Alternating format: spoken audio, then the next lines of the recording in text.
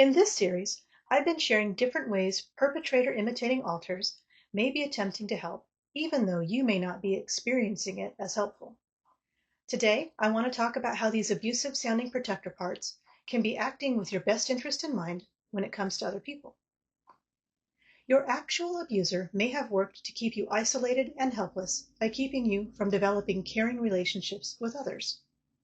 Your perpetrator imitating alters might also try to keep you from forming relationships of any kind with other people, but for a very different reason.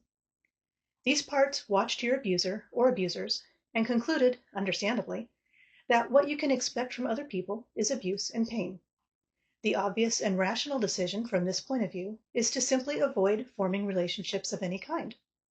If you do not form friendships, you can't be hurt when your friends seem to abandon you.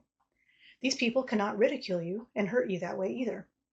Now, never mind that true friends wouldn't abandon or ridicule you.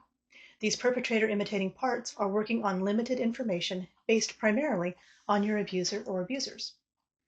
Your abusive sounding alters might get very worked up at the idea of working with a therapist, and this makes so much sense.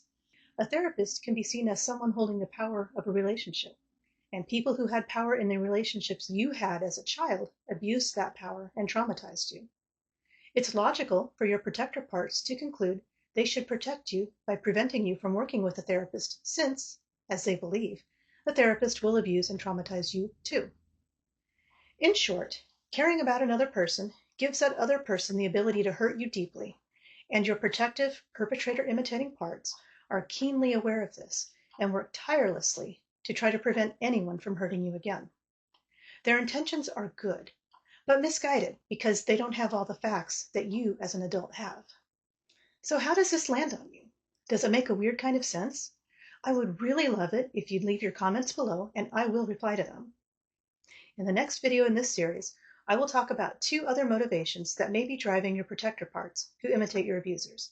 Hit subscribe and turn on notifications to make sure you don't miss it.